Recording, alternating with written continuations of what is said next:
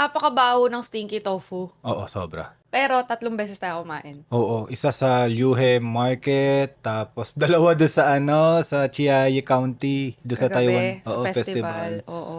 Pero sulit eh. Ang bango, I mean mabaho, pero parang nawawala yung amoy niya habang kinakain mo. Parang nagbibigay siya ng, habang tumatagal, Mm. gumaganda. Wow. Parang ganon. Parang age gracefully Parang ganon siya sa akin. Tapos, in a way, parang ganon din yung start nung Taiwan trip natin na to eh. From rough start, and then nagiging smooth, then natutuwa na tayo, ngayon pauwi na tayo, maya-maya, masesepangs ka rin in a way. Totoo. So, bago natin pag-usapan yan, welcome muna kayo dito sa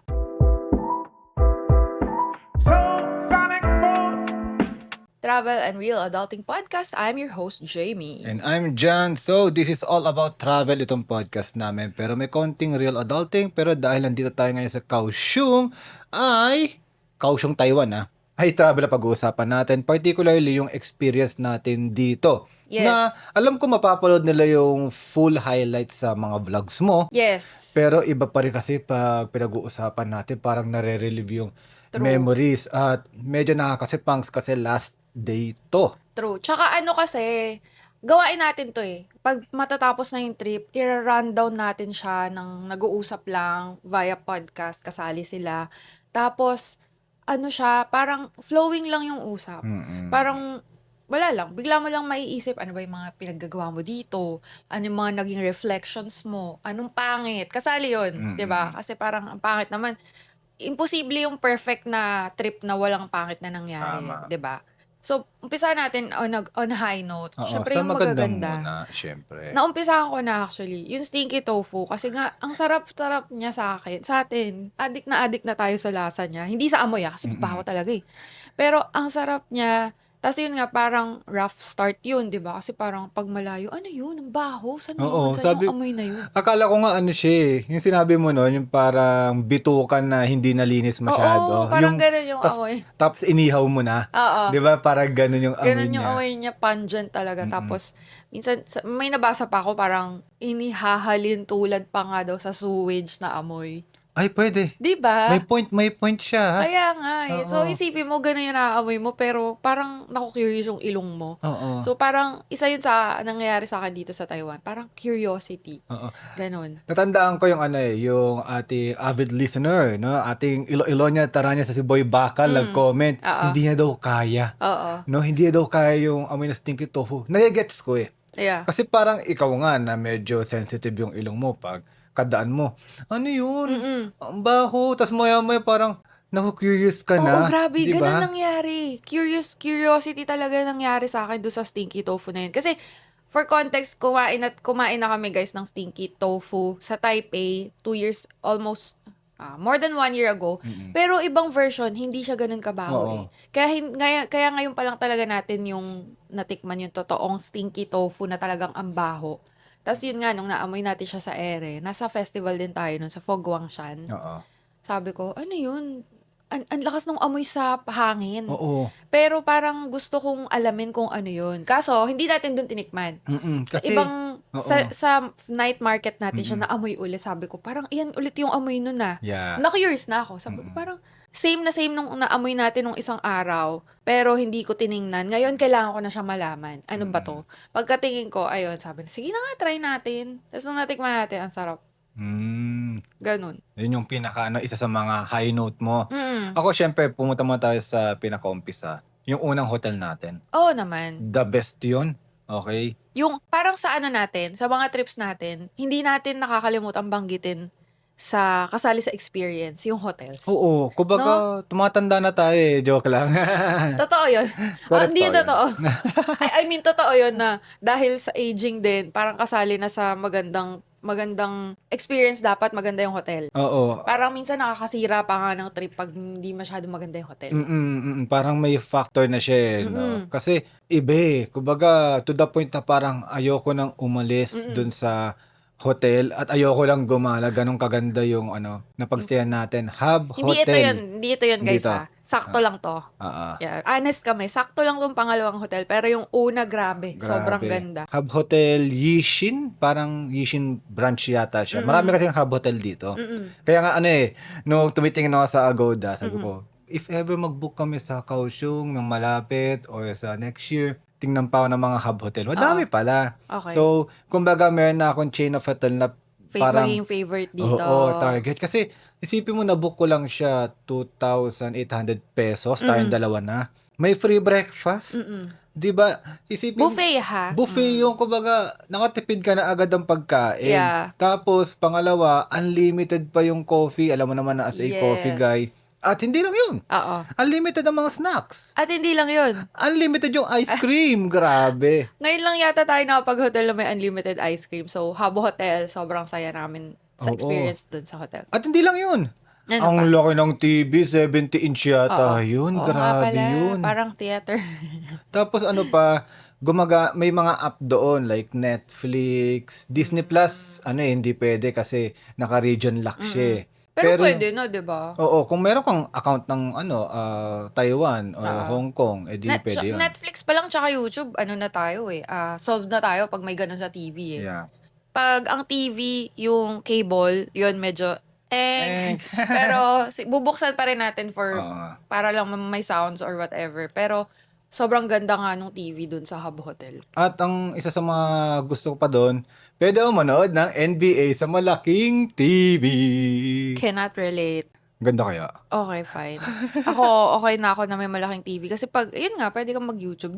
Doon natin pinanood yung dinagyang vlog. Oo nga. Kasi sumakto saya. lumabas yun last Friday. So, okay, tama, hotel. Hindi mawawala yan. Magandang, kasali na sa experiences ang hotel bilang aging millennials. Kailangan super comfy na ganyan. Ito nga, itong hotel na to, sakto lang. Pero, comfy pa rin naman. Oo, comfy siya. Hindi Kaso- siya yung parang parang maano ka, ang tawag doon, masisira yung trip mo. Oo, hindi Okay lang naman. siya. Kumbaga, sakto lang. Pero kasi, galing tayo sa Hub Hotel So, parang nag-downgrade talaga nung paglipat dito sa may malapit. Pero ang maganda dito, malapit siya sa Kaohsiung Station. Train station. Kaya lakad-lakad lang. at doon sa Yuhe Night Market, kasi ang kasiraan naman nung Hub Hotel, parang wala masyadong kainan at galaan So, Kumbaga, you can never have it all. Parang ganon. Pero, may ups and downs per hotel nga. So, bukod sa hotel, ano pa yung high note for you? siguro ang isa sa mga nagustuhan ko dito sa Kaohsiung, not to this ba tawag Not to doon? put down? Yeah, not to put down yung Taipei kasi napag-Taipei na tayo. Is mas busog yung mata ko dito sa Kaohsiung. Yes, same. Busog yung mata in terms of views na nakikita kahit saan. Yes. Like, sige, ito na, lumapit na lang tayo. Gusto ko yung kasimplihan at yung kalakihan at kaluwagan ng Kaohsiung Station. Oo. 'Di ba? Hindi naman masyado marami yung mapipicturean doon.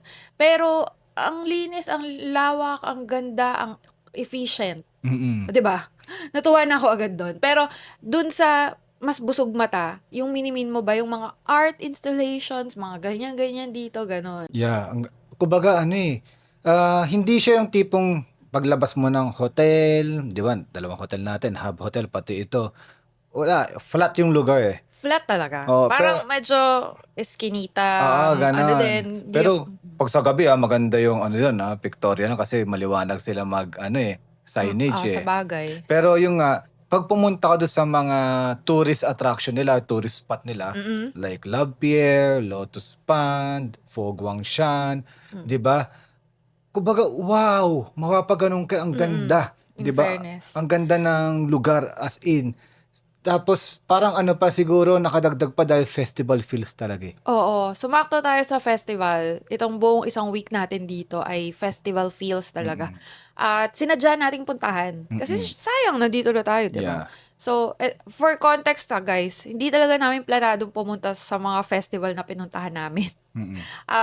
Even nung January, backtrack ko lang a little, even nung January, nag-festival tayo sa Sendai, hindi siya planned. Nasaktuhan lang din na, ayun yung araw na pupunta tayo, di puntahan natin yung festival. The only festival na planned is yung Dinagyang Festival. Kumbaga, binook natin siya November, planado talaga na pupuntahan natin siya at a-attendan. But the rest of the festivals, katulad nga nung January, at lahat ng nandito sa Kaohsiung this week, is dito lang natin dinicide na attendan. At ano rin kasi, binook ko tong Kaohsiung April last year pa eh. Oh, di ba hindi mo alam yun na may festival, etong festival week na to? Wala akong alam. Kumbaga, nakita ko lang doon kasi alam ko, may January trip tayo eh. Gusto ko ng February to March eh. Para kunwari, February at March, monthly tayo gumagala eh, no? Pero parang ano siya, at least na cover niya. Ngayon, nung lumalapit pa nga, ito nga, yung lumalapit pa nga yung date ng ating travel, di ko pa rin alam na may festival eh.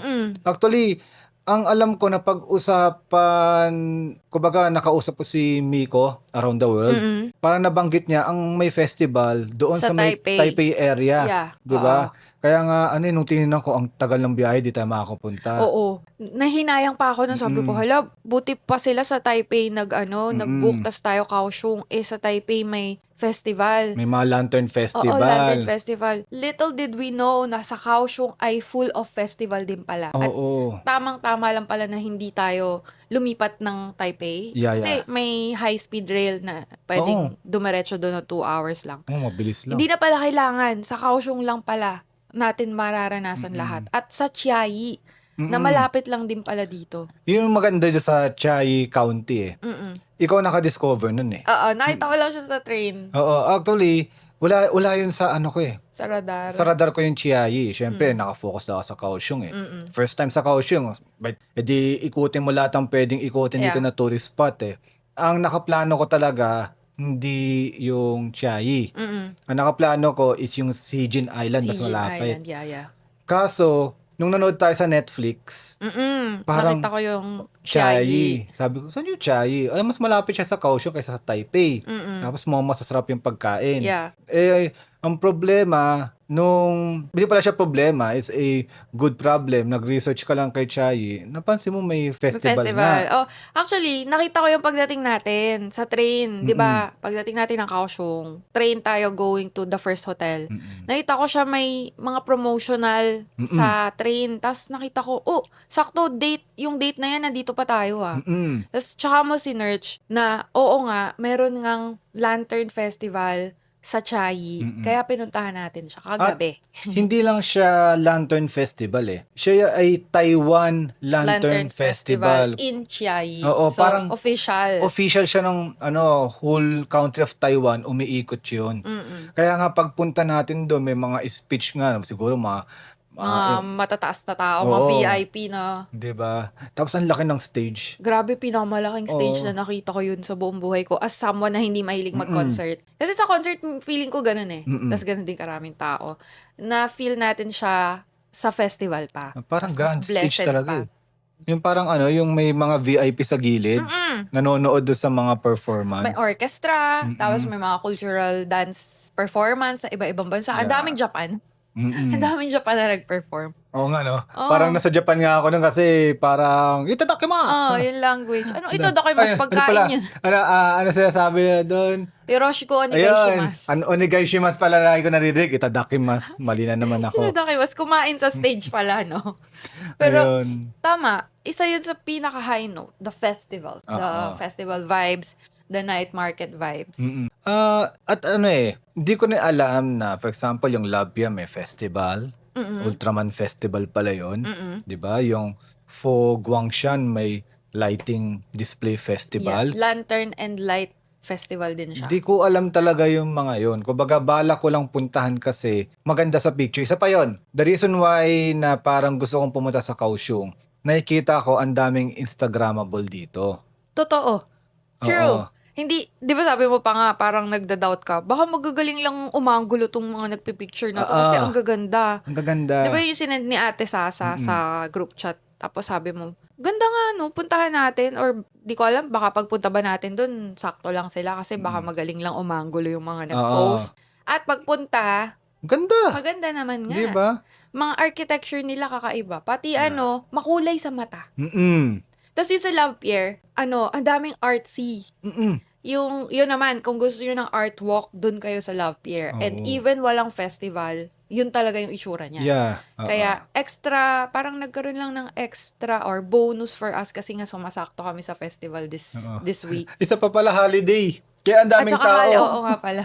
Holiday nga pala yun nung pumunta tayo. Alam mo, lahat ng iniiwasan natin usually gawin sa travel, ginawa natin dito. Mm-mm. Umattend ng festival, maggumala ng holiday kasi sasabay yun sa maraming tao. Usually kasi 'di ba, kontrapelo yung gusto natin. Yung weekday sana o kaya walang holiday, hindi long weekend. Kaso dito ginawa natin lahat. And minsan lang naman, so in-enjoy natin. Yeah, pero alam mo, hindi siya ganong katao. Well, oo. Hindi pa rin yung siksikan na tipo Oo. parang hindi ka na makagalaw. Mas masiksikan pa nga yung mga daanan sa Dotonbori, Oo. sa Japan, pati sa, ano yun? Tokyo, Sa- Akihabara. Hindi, yung isa yung sa may, medyo mahal yung mga pagkain.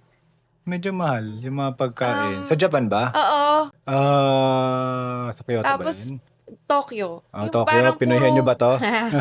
yung parang puro hip yung mga tsaka fashion. Harajuku. Ayun, sa Harajuku. Salamat at nakuha mo ang aking galing pinuhenyo nga.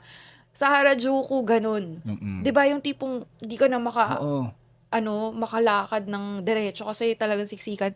Dito, festival pero ang luwag-luwag nga. Yeah. Konti ba tao? Feeling ko, pag napansin mo rin, parang hindi rin gano'n siya pinupunta ng mga foreigner. Ay, Napansin mo? totoo. Parang konti yung Di ba nagbibilang nga tayo? Oo nga Nagbibilang tayo ng mga westerner. Pero syempre, di ko ma-distinguish yung Taiwanese Asian, to Japanese to Chinese and Korean Pero tayo, Southeast Asia, may mga nakikita din tayo. Pero hindi ganong kadami. Yeah. Hindi ganun karami. Tapos yun nga, mas makikita mo kasi difference pag westerner, di ba? Mm-mm. Sobrang konti, parang less than 10. Oo. Tapos, yung nakita natin Tapos, napansin ko rin, yung flyer, walang English. Oo, hirap. So, ibig sabihin, talagang siya, local festival. Hindi pa nila masyado sigurong napopromote internationally or mas malakihan. Kasi, even the flyer, walang English Yeah. Kasi kung iisipin mo yung Taiwan, Taipei talaga ang unang naiisip Oh, hindi Kaohsiung. Di ko rin alam bakit ko binook ko yung Kaohsiung kasi siguro dahil nakapag-Taipei, tapos ito yung available kay Cebu pa, Kaohsiung, mag-Kaohsiung usually tayo. Pero, Naka-seat sale. naka-seat sale, kaya sige, subukan natin tong Kaohsiung. Oh, Pero, honest lang tayo, di ba? oo, na-enjoy ko siya dahil sobrang busog yung mata, ang daming pwedeng videohan, di ba? Pero yung pag solo traveler ka, Baka ma-bore. baka ma-bore ka kasi nga doon sa Lotus Pond area parang Pero subjective din subjective. Mali mo kasi yung iba, bet lang din yung naglalakad-lakad. Kasi unlike, parang tayo. parang tayo. Si Moonlighting Doctor kasi parang ang vibes ko sa kanya, kailangan may activity. Pero kung sumakto siya siguro sa festival, kahit solo siya, ang saya nun. Pili ko masasayaan siya dito sa festival. Pili ko ang dami na rin pictures. Yeah. Oo. Nagde-decide tayo para kay Moonlighting Doctor na talagang siya yung tinatopic dito. Dapat mag-guest na yan Dapat mag-guest siya tapos dapat kasama natin siya sa susunod na Trip. trip dito sa Kaohsiung kasi natuwa talaga ako.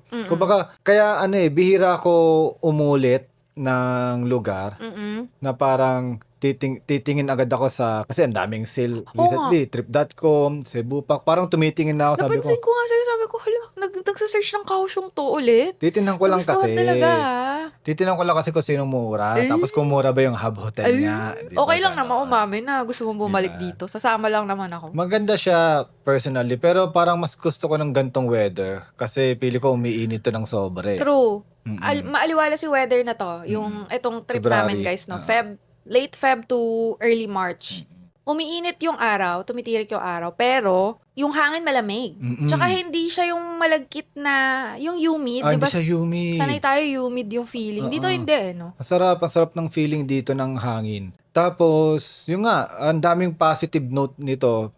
Pero syempre may mga din to, negative note. Yes, syempre, Oo. pupunta na tayo dyan. Slowly. Yeah. Negative, gusto mo unahin ko? Ano? Star anise. Ay, oo. To be honest, guys, hindi kami fan ng Taiwanese food. Oo. Di naman in general, dahil lang dun sa main ingredient nila na star anise. Oo. Kaya, nung unang day, di ba sinabi mo nga kanina, off to a rocky start. Kasi ang daming nangyari, like, nasiraan tayo ng handle ng baggage. Oo nga pala, nakalimutan Diba? ko yan. Oo. Tapos, ano ba, medyo malayo na, yung una kasi parang tinitingnan ko yung habutan, medyo malayo, ang haba ng Nilakad nilakad natin. Tas gabi, no? Gabi, medyo, baka nasira ba yung gulong ng luggage, kasi nga, di ba may mga, ano yan May mga bato may mga na bato. parang dumikit dun sa gulong. Oo. Then, pagdating ng hotel, maganda, no? Happy, sobra. Yes. Sulit. Tapos, yan na. Kumain, nag-lotus pan tayo, naghahanap tayo ng mga pagkain. Parang hindi natin, kasi minsan maamoy mo yun eh. Kaya we decided na hindi tayo kumain dyan sa Lotus Pond area. Pumunta tayo ngayon sa food court sa may Kaohsiung Main Station. Yeah. Tama? Di ba sa Kaohsiung Main Station yun eh? Then, yung nga, order pa, braised pork. Mga okay to, braised to ah. Yeah. Kasi nga, kakapanood ko yung culinary class wise eh, yung nanalo doon. Braised lagi. Braised, di ba eh? Eh di braised pork with rice, okay naman. Pero putik yan yung mga side dish. Sipin mo, tofu na star anise overload pero malamig. Parang, Yeah.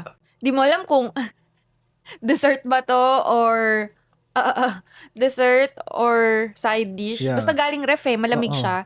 Tapos katabi niya mismo isang buong malaking star anise na ano. So parang feeling ko para siyang candy.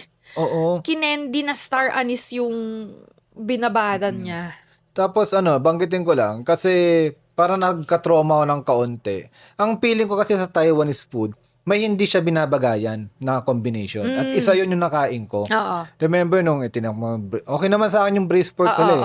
Naubos ko naman. Tapos tinikman ko yung chicken mo. Oo. Parang hindi na siya bumagay para sa akin. Hindi ko alam kung na star anise overload na ba ako na parang Nasira yung palate mo nung star anise overload. Diba?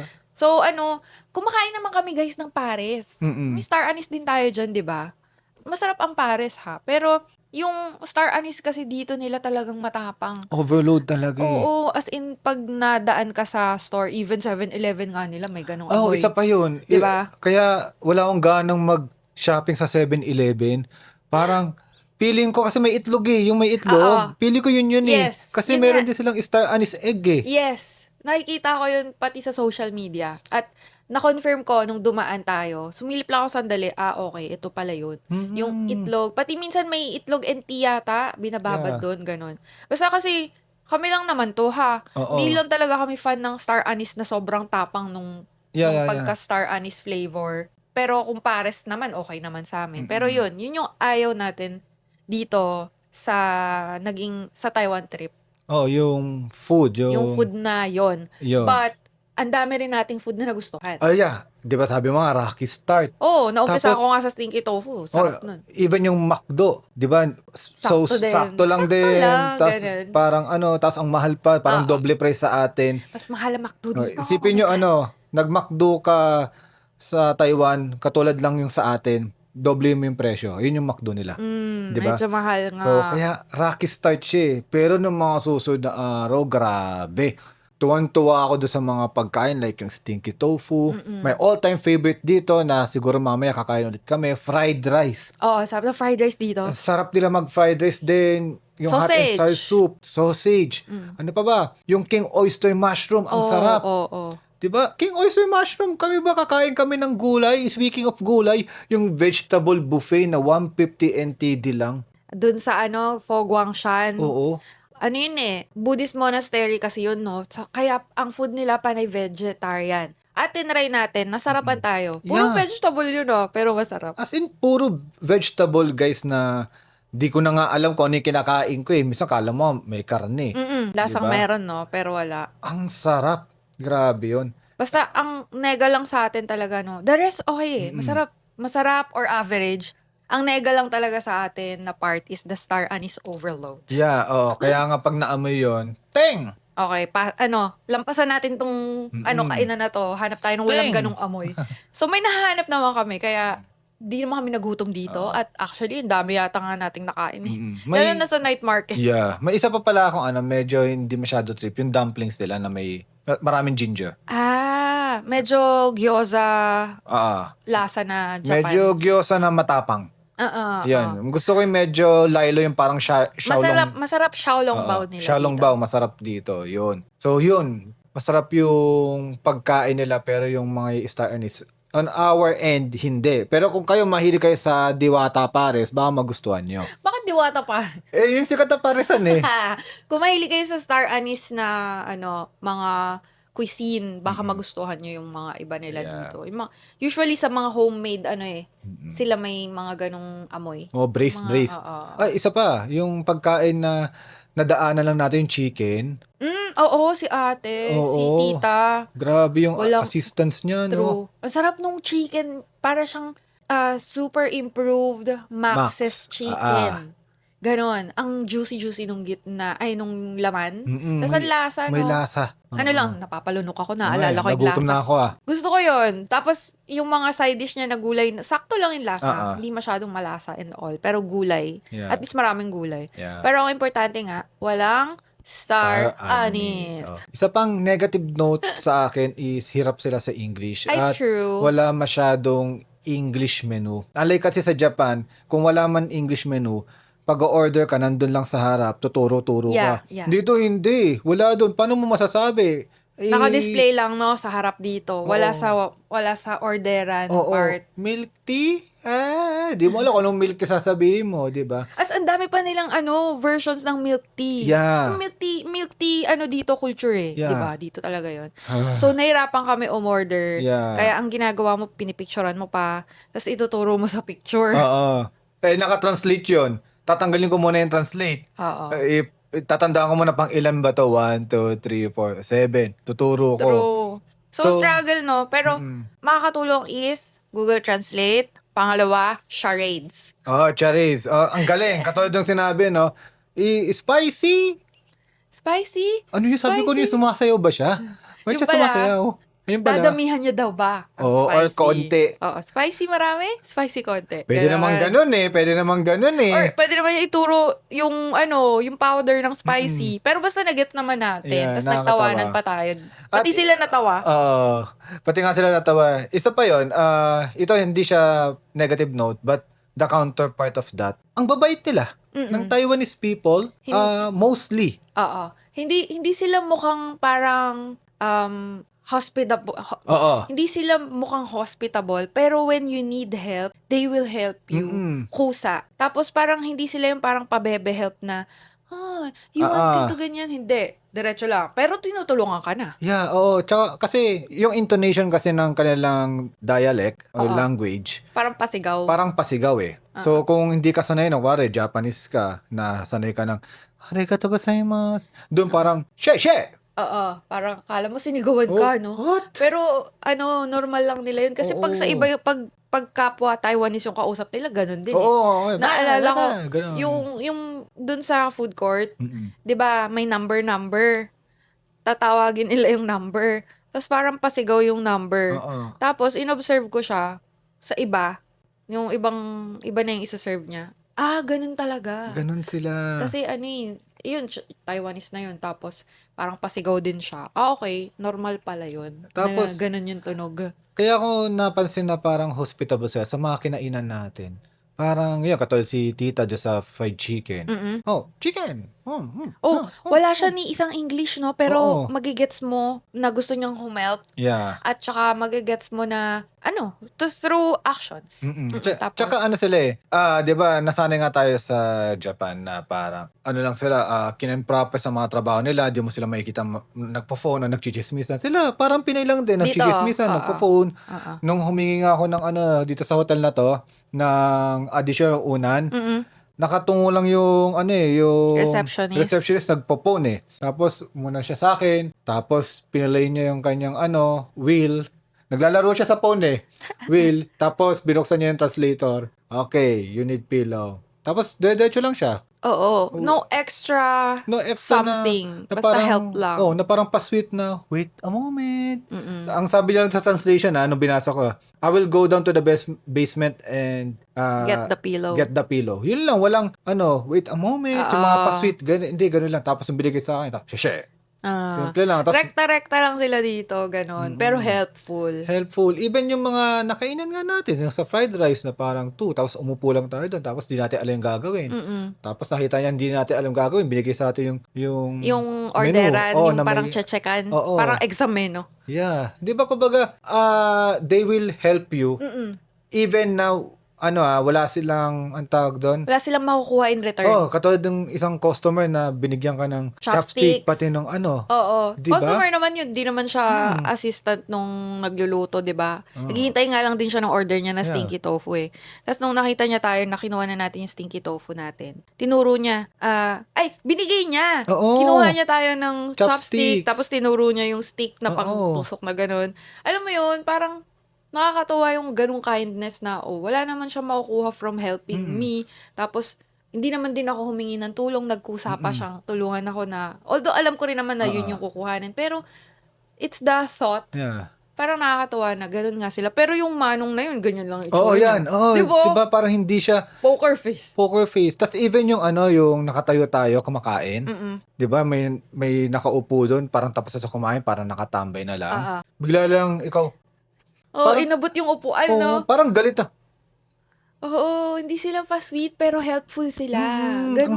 Ang saya. Kumbaga, despite na walang English, Tapos hirap, walang sa language barrier talaga. language Grabe. barrier talaga, mararamdaman mo yung kindness that breaks barrier. Wow, I love it.